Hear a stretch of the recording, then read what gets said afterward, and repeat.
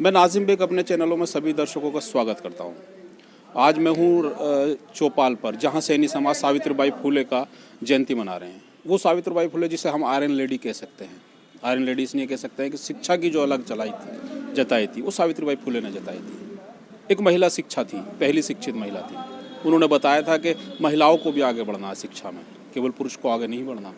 उन्होंने ये सारी चीज़ें बताई हमें। बड़ी कठिनाई भरा जीवन था उनका। बताया जाता है कि जब वो शिक्षित ग्रहण करने जाया करती थी तो लोग उन पर कूड़ा फेंका करते थे, लेकिन उससे भी नहीं हटी वो। उनको पता था कि आने वाला समय जो नारी समान देश होगा, उसी में लेते हुए उन्होंने शिक्षा को ग्रहण किया और आगे ये मैसेज भी दे रहे हैं कि शिक्षा ही सबसे बड़ा ज्ञान होता है। इसीलिए हम उनको शिक्षा की देवी कहते हैं। तो चलिए मैं उन लोगों से भी मिलाऊंगा आपको जो इस कार्यक्रम का आयोजन कर रहे हैं। मेरे साथ चलिए।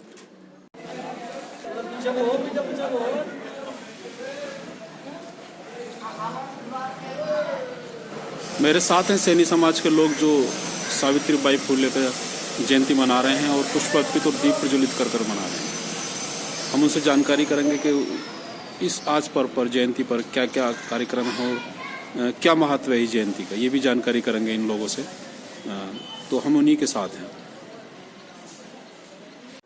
हमारे साथ हैं पालिका सभासद व कार्यकारिणी के महत्वपूर्ण पद पर हैं कैलाश सैनी जी।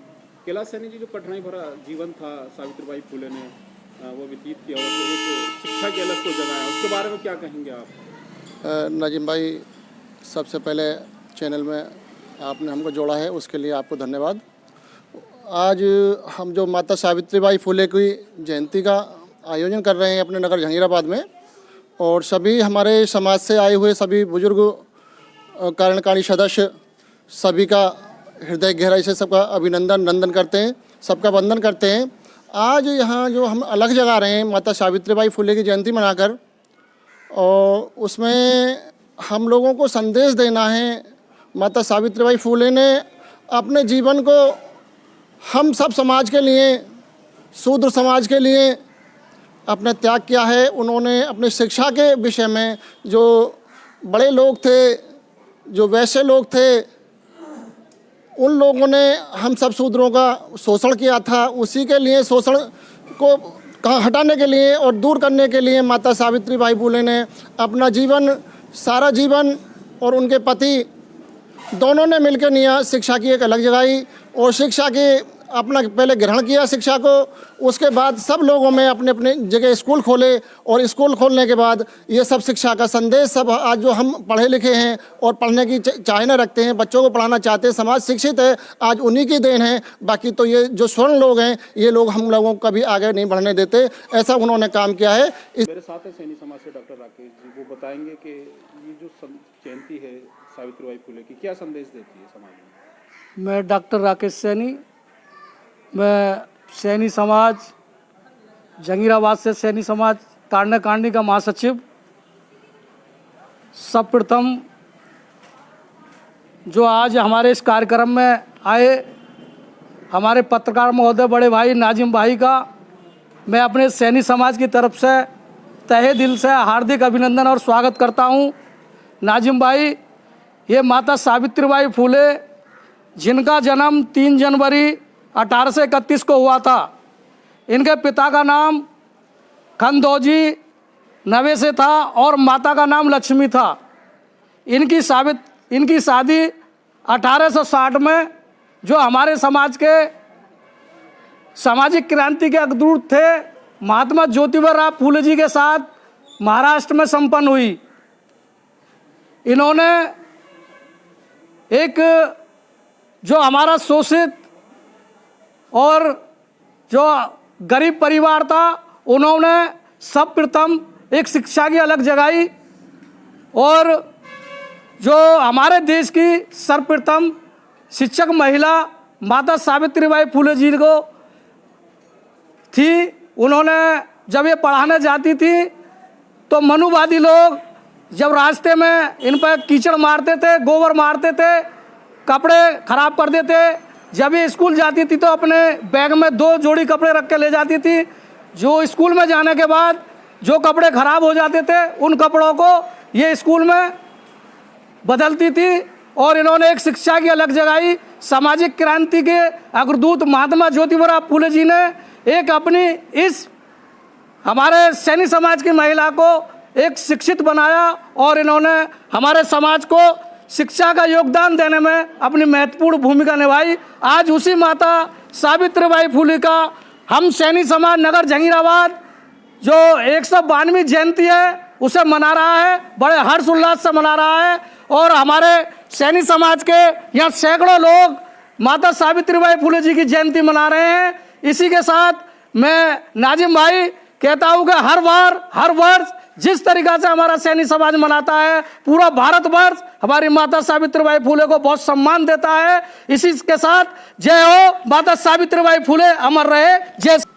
हमारे साथ हैं संजय सैनी जी, वो बताएंगे कि आज जो जयंती मनाई जा रही है क्या महत्व है इस जयंती का सैनी समाज के लिए और समाज के लिए, सर बताएं। सर्वप्रथम हमारी समाज की शिक्षिका माता सावित्रीबाई फूले, जिन्होंने हमारे समाज को और पिछड़े वर्ग को शिक्षा के अभाव में प्रकट करते हुए मैं इनके जन्मदिन पर इनको चरण स्पर्श वंदना करता हूँ। सर्वप्रथम माता सावित्रीबाई जी का जन्म 3 जनवरी 1831 में हुआ था। इनकी जन्म तिथि, इनका जन्म 182वां जन्मदिन है, 152वां सॉरी। और इसमें जो स्वर्ण वर्ग के जो लोग हैं, इन लोगों ने हमारे जो पिछड़ा वर्ग है माता सावित्रीबाई को आगे शिक्षा को बढ़ने न दिया। और हमारी माता सावित्रीबाई जी ने सब प्रकार की भली भांति इनके ऊपर कीचड़ भी, गंदगी फेंकी गई, लेकिन ये अपनी अटल रहीं, शिक्षा का अभाव आगे बढ़ाती रहीं। इस प्रकार से हमारे समाज को शिक्षा का इन्होंने ज्ञान प्रदान किया। और इनकी जीवनी पर कुछ पुस्तकें लिखी गई हैं। इनका जन्म स्थल महाराष्ट्र में सितारा स्थान पर हुआ था। और इन माता सावित्रीबाई फूले पर कुछ प्रकाशित लिखे हुए हैं, जो क्रांति ज्योति सावित्रीबाई फूले लेखक से जल्ले, ये एक इनके ऊपर किताब लिखी हुई है। और दूसरी किताब है क्या तो महत्वपूर्ण लेखक डॉक्टर विजय वांडे हैं, जो इन्होंने माता सावित्रीबाई फूले पर किताब लिखी है। बहुत और काफ़ी किताब लिखी हुई हैं। मेरे साथ है सैनी समाज से एक सीनियर, मैं समझता हूँ सदस्य है, कह सकते हैं एक बहुत सीनियर सैनी समाज हैं। सर, आप बताएं कि सावित्रीबाई फूले का बड़ा कठिनाई भरा जीवन रहा था, लेकिन शिक्षा को उन्होंने आगे बढ़ाया, क्या कहते हैं इस बारे में?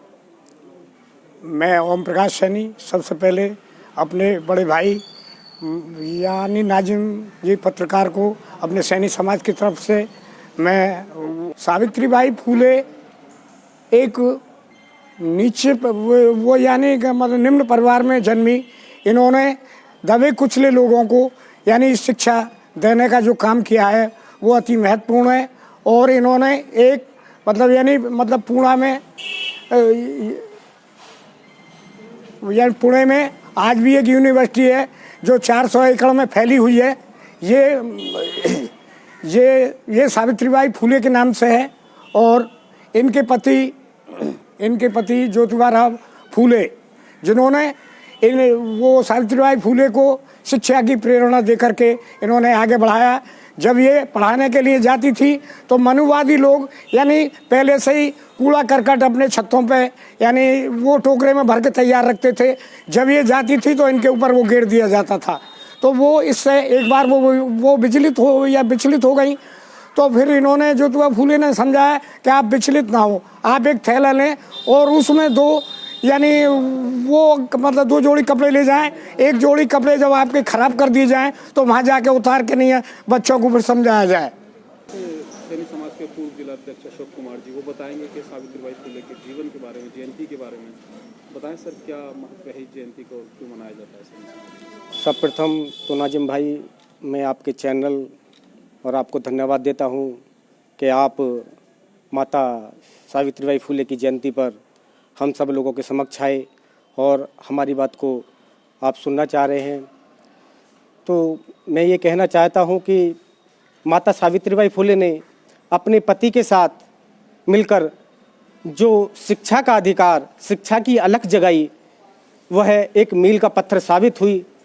उन्होंने विपरीत परिस्थितियों में भी शिक्षा के लिए जो काम किया है, हम सबके लिए एक प्रेरणा योग्य है कि हम उससे सीख लेकर समाज के लिए कुछ ऐसा कार्य करें जिससे एक मील का पत्थर साबित हो। लेकिन एक टीस भी है कि वर्तमान सरकारें या पिछली भी जो सरकार रही हैं, उन्होंने माता सावित्रीबाई फुले और महात्मा ज्योतिराव फुले के लिए कोई विशेष कार्यक्रम, कोई विशेष तरीके की कोई चीज़ नहीं की है। इस बात का हमें ठेस भी रहता है और हम देश की सरकारों से ये मांग भी करते हैं कि वह माता सावित्रीबाई फुले, वह महात्मा ज्योतिराव फुले के लिए एक अलग तरीके से संदेश दे और उनका पाठ्यक्रम, उनका नाम को पाठ्य पुस्तकों में शामिल करें, जिससे हमारी आने वाली जनरेशन यह जान सके कि शिक्षा के क्षेत्र में सही मायने में काम किसने किया है। इसी के साथ मैं अपनी वाणी को विराम देता हूँ। मेरे साथ हैं सैनी समाज के अध्यक्ष और वो बताएंगे आज जो सावित्रीबाई फुले की जयंती मनाई जा रही है, क्या कार्यक्रम है और क्यों मनाई जाती है जयंती, इसके बारे में बताएं सैनी। अपना नाम बताएं और बताएं। मैं मदन सैनी, सैनी समाज नगर अध्यक्ष जहांगीराबाद। माता सावित्रीबाई फुले जो शिक्षा की सबसे पहली महिला हैं, उनके आज जो 192 जन्म उत्सव है उनका, और महिला है वो जिन्होंने पढ़ाई जो पहले शिक्षा दी, उन्होंने ही शिक्षा सबको प्रदान की थी, इसलिए मनाते हैं। हमारे समाज की महिला है वो।